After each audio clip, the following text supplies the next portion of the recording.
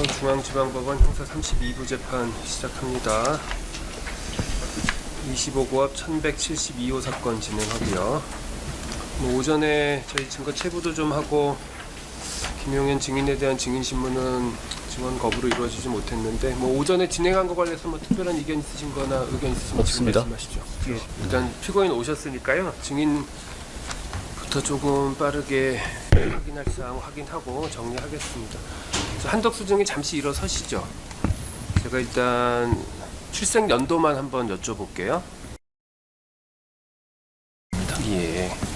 그리고 지금 이제 아까 오늘 증인으로 출석하셨기 때문에 우선 일단 선서 먼저 좀 하시죠. 양심에 따라 숨김과 보탬이 없이 사실 그대로 말하고 만일 거짓말이 있으면 위증의 벌을 받기로 맹세합니다. 증인 한덕수. 예.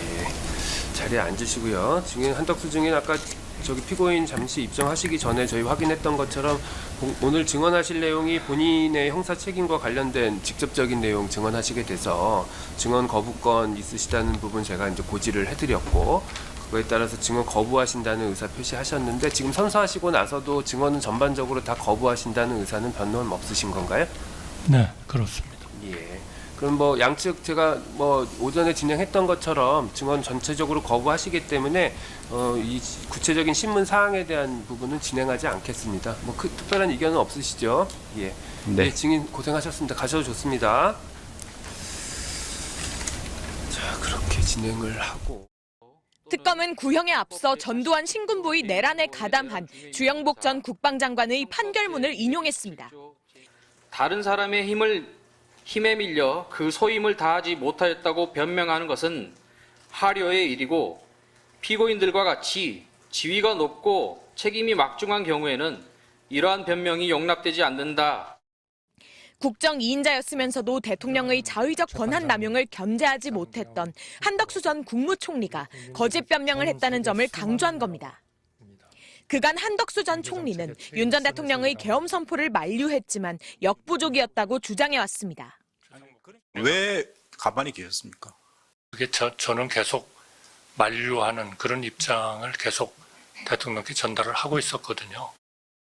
지난 8월 법원은 한 전 총리에 대한 구속영장을 기각하며 행적에 대한 법적 평가와 관련해 다툴 여지가 있다며 한 전 총리의 주장에 대한 판단 가능성을 열어두기도 했습니다. 이에 특검은 45년 전 벌어진 내란에 대한 법적인 판단을 들어 대통령에 대한 견제 의무가 있는 국무총리로서 제 역할을 다하지 못한 책임이 피고인 한덕수에게 있음을 꼬집은 겁니다. 특검이 한 전 총리에 대해 요구한 형량은 주 전 국방장관이 받은 7년형의 2배인 15년형. 특검은 12.12 군사 반란과 광주 민주화 운동을 유혈 진압한 내란 사건 등에 대한 판결, 군사 정권을 벗어나 민주화로 달라진 시대 상황, 그리고 강화된 양형 기준 등을 고려해 구형량을 정했습니다. 또 한 전 총리가 내란 중요임무 종사 혐의와 더불어 내란 방조 혐의도 함께 받고 있는 만큼 각 혐의에 대한 양형 차이도 따져본 것으로 보입니다. 내란 중요임무 종사는 5년 이상 징역 금고형부터 사형 또는 무기징역까지 상한이 높고 내란 방조 혐의는 10년 이상 50년 이하 징역 금고형으로 하한이 높습니다. 내란 특검의 부장급 이상 검사들은 오늘 아침 재판 직전까지도 토론을 이어간 것으로 확인됐습니다. 박지영 특검보는 오늘 브리핑에서 이번 구형이 향후 이뤄지는 모든 구형 기준이 될 것이라며 재판이 진행되는 과정에서 국민이 보고 사건을 판단해 주셨을 것이라고 밝혔습니다. MBC 뉴스 구나연입니다. 지난해 말 국회에서 조한창, 정계선, 마은혁 세 사람을 헌법재판관 후보자로 추천하는 안을 표결하기로 한 날, 표결 30분 전 한덕수 당시 대통령 권한대행은 갑자기 대통령의 중대한 고유 권한 행사는 자제해야 한다며 임명 보류를 예고했습니다. 여야가 합의하여 안을 제출하실 때까지 저는 헌법재판관 임명을 보류하겠습니다.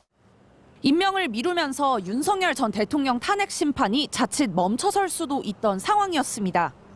한 전 총리 탄핵 소추안이 가결되자 대행을 이어받은 최상목 당시 부총리는 조한창, 정계선 두 후보자만 임명했습니다. 나머지 한 분은 여야의 합의가 확인되는 대로 임명하겠습니다. 몇 달 뒤 직무에 복귀한 한 전 대행은 윤 전 대통령 파면 후에야 결국 마은혁 재판관을 임명하면서 이번엔 또 대통령 몫의 지명권까지 행사했습니다. 윤 전 대통령의 측근인 이완규 당시 법제처장 등을 헌법재판관 후보자로 지명한 겁니다. 당시 여러 명의 헌법재판관들은 국회가 선출한 헌법재판관 후보자를 권한대행이 임명하지 않는 건 위헌이라고 지적했습니다. 국회가 선출한 3인을 재판관으로 임명하지 않겠다는 거부 의사를 미리 종국적으로 표시함으로써 헌법상의 구체적 자기 의무를 위반하였습니다. 헌법재판소는 또 마은혁 재판관만 임명을 보류한 건 국회의 권한을 침해한 위법 행위라고 판단했고 이완규 후보자 지명의 효력을 정지해달라는 가처분도 받아들였습니다. 내란 특검이 이 같은 헌법재판관 임명 보류와 기습 지명 과정에 관여한 윤석열 정부 인사들을 오늘 재판에 넘겼습니다. 임명을 보류한 한 전 총리와 최 전 부총리에겐 직무유기 혐의를 적용했고 이완규 후보자에 대한 인사검증 절차를 제대로 밟지 않은 의혹이 있는 김주현 전 민정수석과 정진석 전 비서실장, 이원모 전 공직기강 비서관에겐 직권남용 혐의를 적용했습니다. 특검은 내란 중요 임무 종사와 김건희 씨로부터 수사와 관련한 부적절한 청탁을 받은 혐의를 받는 박성재 전 법무부 장관과 계엄 이튿날 삼청동 안가회동에 대해 허위 증언을 한 혐의가 있는 이완규 전 법제처장도 재판에 넘겼습니다. MBC 뉴스 구승리입니다.